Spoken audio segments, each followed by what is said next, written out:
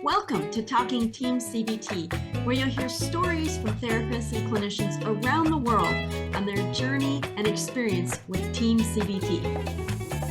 We're super excited today to have someone really well known in the Team CBT community, someone who I'm sure Angela as well. We've both personally gained a lot from her trainings. That we have Thai-An Truong, who's a licensed professional counselor as well as a licensed alcohol and drug counselor, and not only at the Team CBT prominent therapist and trainer, but who's really put Oklahoma on the map in the Team CBT world. And she's passionate about treating postpartum depression, anxiety, and OCD, in addition to really training therapists in Team CBT, and that's true in Oklahoma and around the country. So welcome, Thai-An. Thank you so much for having me. I'm really excited to be here. Pretty funny you said I put Oklahoma on the map too, because it is, they're like, that's random. Why is this person here from the middle of nowhere?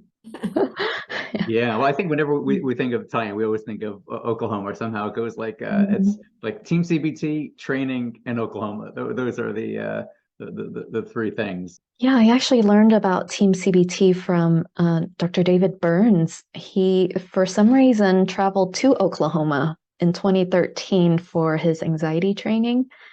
And I just thought it was just really interesting because it said treat anxiety without any medications. Because at that time I was an addictions counselor and just saw a lot of struggle with abusing Xanax and all other benzodiazepines, and it just wasn't effective. I was really intimidated with the treatment of anxiety, and so it really intrigued me, his training. But at that time, I was kind of overwhelmed with all of the information, and the only thing I took away from it was the double standard method.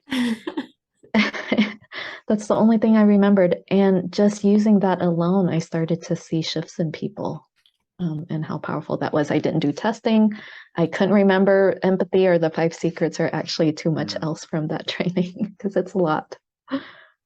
Yeah, so you just even getting that one little piece there. So maybe tell us a little bit about that. I think our listeners or viewers are not always familiar with these different methods here. But so you got so intrigued with the double standard technique. Maybe you can tell us help us understand what that is and why that was so powerful for you to hear about that and use.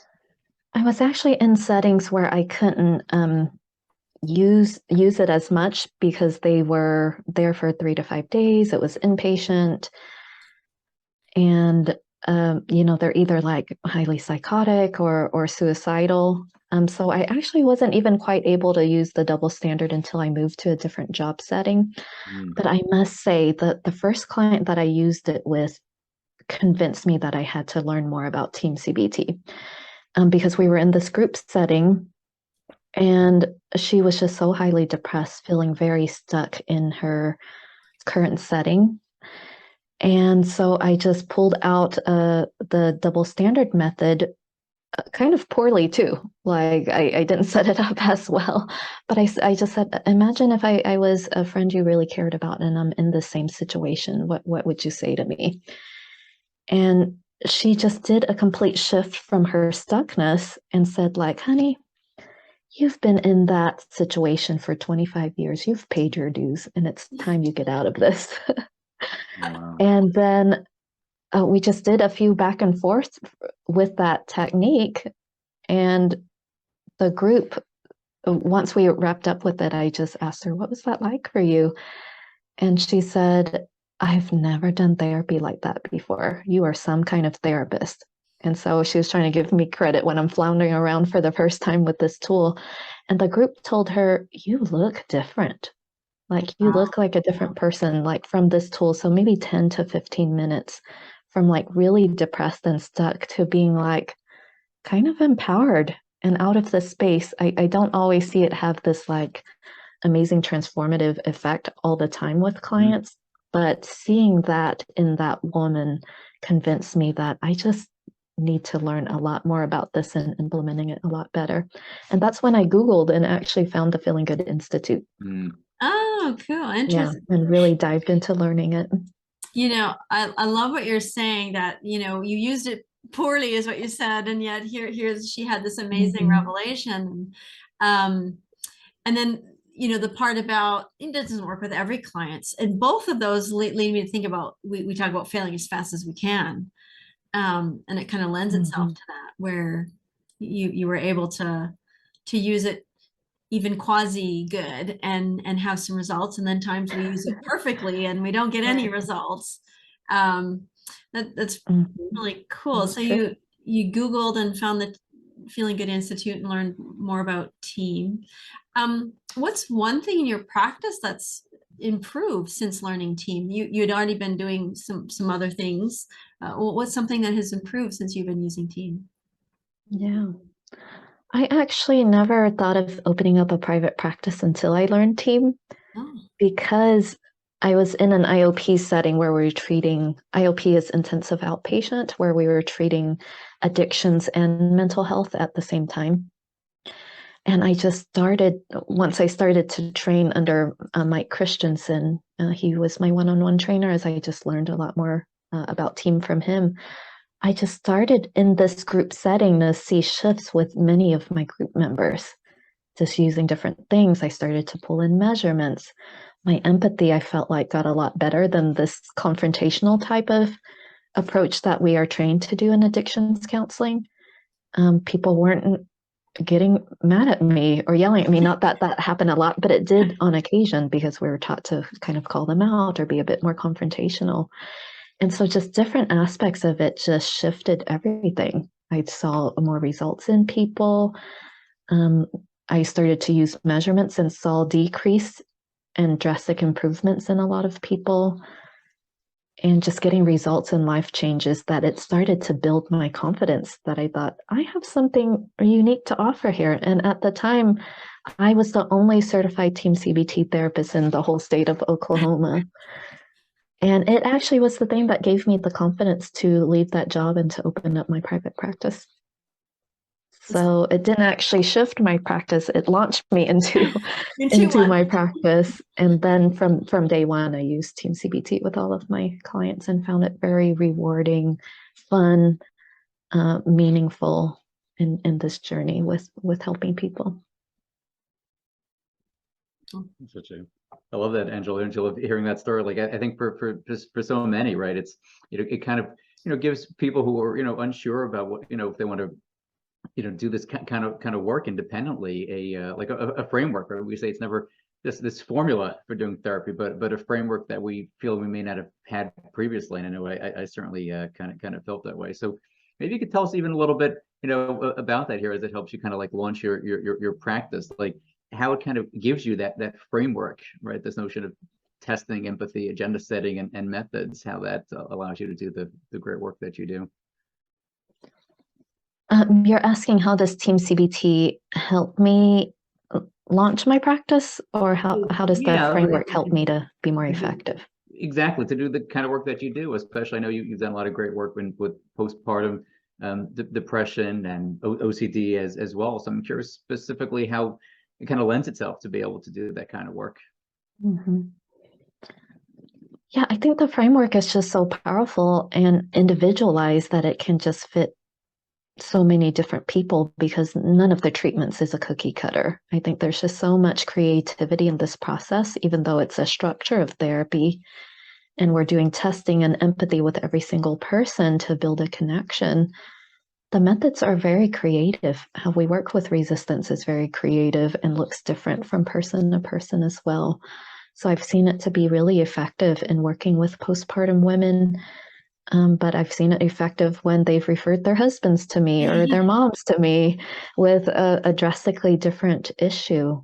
And then I'll approach it with a different angle or a different set of tools, because we have so many to draw from. And the framework is so flexible that I've pulled in tools and different approaches that aren't traditionally Team CBT either, and found that the framework made other things more effective. Like I'm licensed in mindful eating to treat binge eating, and I think Team has made those tools more effective. I think Team has made just really anything that I'm learning, and I pull it into the Team framework, it makes it more powerful and connecting. Yeah, and that just having that framework and I'm trying to think if I'm repeating myself. I don't want people that if we get listeners and they listen to several of these, I don't say the same things over and over, but I love what you're saying. That the framework allows you to do so many different methods and tools and you can pull on and draw on different tools and techniques at work. But I think what really resonated with me when you said how you can personalize, individualize the treatment approach. And that way it wasn't like you had to specialize in one area. I think a lot of people feel like, well, I should specialize in, postpartum depression and only that. And it's fun to specialize, there's no question. And we can kind of relate to certain clients. We get kind of a flow. But because it's an individualized approach, it is more effective to help other people who are maybe having different problems, and kind of prevents us from thinking all of the people having one particular issue are going to be the same anyways. So I think that individual approach is so important. We talked about your practice and things. How has team affected you personally in your personal life? I think team is so beautiful in that it transforms us as practitioners too. Like I really see that there's no way that you can practice team and really practice these tools without it transforming you as a person. And so for me personally, like just beginning to practice disarming every single person, especially my husband and my mom, like it's like a punch to the gut to really hear like, oh man, you're right. I did come off in this ugly way, or I was coming off controlling or stubbornly. And it just started to shift me as a person. I think I became more humble. It starts to kill our ego as we really embody these tools and practice them for ourselves. Sitting with open hands, I feel like has been really powerful in letting go of power struggles, letting go of control of whether it's with my children or with my husband. Yeah, so I think it's not only transformed my practice, but my relationships and for me as a person as well. I love that. Yeah, like you said, we really can't do this work without it. Hopefully transforming not just on the other side the clients, but transforming us at the same time. And yeah, the disarming can be so hard to work on and so humbling, but at the same time so powerful. So I totally agree with you about that. I guess that's a little bit of a disarm. But let me ask you, Thai-An, because like I said before, you're so synonymous not only for doing great, therapy work, but really as a trainer. And I've, had the experience of being both in your groups as a participant and as a assistant helping in some ways. So tell us a little bit, about that passion of trying to, bring Team CBT to others. I know people tell me they want to improve their skills in Team CBT, and they're always trying to find different resources. So tell us a little bit more about that. More about just the training aspects or what specifically? Yeah, how that became such a big part of what you do. It seems like you're really passionate about training and spend a lot of your time doing that. And maybe tell us a little bit about that, and also like what you see as you're doing all this training. Like, where do you see like the growth of those therapists, and what's like hard for them as they shift to a different mindset sometimes? Yeah, what ignited the fire in me to start becoming a trainer was I was the only Team CBT therapist in my whole state. And I'm seeing these powerful results with the people in front of me. And I just thought, it just like lit a fire in me that this just needs to spread. So everyone needs to know about how we can do empathy better and how we can really individualize treatment and have tools that really create shifts for people. And so that was probably the biggest driving force for me to become a level 4 trainer in that process. Team CBT training is the thing I've probably invested in the most, like financially and maybe time-wise as well. I've never paid that much for any kind of training, but it felt completely worth it and worth every single penny to go from not knowing anything about the approach to learning to become a trainer. I felt like has made me a more effective therapist as well. And I think just doing the trainings and seeing that people are seeing results with their clients as well, and seeing that ripple effect is just really meaningful and fulfilling for me. So yeah, that's what ignited my passion for training. And it's clear you're quite passionate about it. So I want to follow up because, like I said, I have chance to kind of be in some of these in these training programs. I think last year I was involved with one, maybe around this time of the year, with a whole bunch of therapists in Oklahoma. So I'm curious, like, what you're seeing since you're on the ground there training therapists. Like, what do you see on the one hand is kind of really helping them as they learn this new framework, and on the other hand, what is like challenging for them to transition away from the typical talk therapy? Oh, yeah. Yeah, good question. What's helping them connect with the approach, I think, is truly how FGI has set up team training. I think it's really powerful that it's not just all didactics and teaching or any kind of philosophizing. It's very practical. You really dive right into learning about it, but then you get to see a demo of it. And we know demos or stories can help with memory retention. It brings the process to life. And then it's truly the experiential part of team training that I think is so brilliant, that you get to practice it and you get feedback, and then you really get to grow in it, because you can hear about it, you can see a demo, and you think you know it, but you really don't until you dive into it and really get some feedback from it. So I think that structure that's so brilliant in how Dr. Burns, and I think Dr. Jill Levitt has played a big part in setting up the training structure, has really helped people. I also think integrating personal work has been really powerful. I've received a lot of feedback in my conference last year in Oklahoma that they said things like, because you forced us to do personal work through this process, through just learning the tool, like identify one emotion and positively reframe it, identify one negative thought and then do double standard on it. Because you forced us to do personal work, we can now see how powerful Team CBT can be in the healing process. So yeah, I think all of those components really help with the learning and the engaging of the process. And then once they see how effective it is for them, I think that really drives them to apply it to clients too. And I also see feedback that, wow, after every day, I'm eager to go back and pull these very practical tools into my practice and really apply them with the clients. And I know you're also very, not just using measurement in your therapeutic work, but you're also very passionate about making sure you do the measurement for these trainings also. And I've seen those surveys, and that's really helped you fine tune those, I know. Oh, yes, absolutely. And then the other part of your question was struggles with learning team. I think we've all felt the struggle because it's such a shift. It's such a shift to measuring every session, to actually getting feedback from your clients. I have to be honest, that was the last piece I implemented because I found it so intimidating. I was doing team, which David Burns would argue that I wasn't, because I wasn't doing the ETS for probably about a year or so before I implemented the regular ETS, because it was so hard to really ask, am I really understanding you? Is my therapy really helping you? Are you feeling supported? It's very intimidating. But I can attribute it to probably the second most helpful thing that's helped to me to grow as a therapist and a person. Outside of my trainers who've really helped me in this process, it's the feedback forms that have really helped me to grow as a person and a therapist. So yeah, I think that's different. Shifting to empathy is different, right? No problem solving, no confrontation, no calling them out, no cheerleading. It's different than what many of us are familiar with. And then you're doing active work, which is also different than ongoing talk therapy.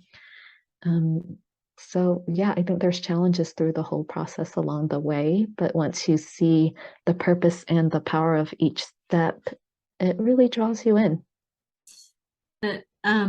Would love to talk with you more. I want to ask so many more questions, but we're really running out of time. It was lovely to have you. We have one last question we ask everyone, and that is, if all the therapists in the world were listening, what would one thing about team you'd want them to know? One thing about team for them to know. I really believe in not selling anything to anyone. I think it's something for you to try it on for yourself. And then you can see the powerful effects for your own self. And when it resonates with you, it's not only transforming for your practice, your clients' lives, and the people that they love, but it'll transform you as a human being as well.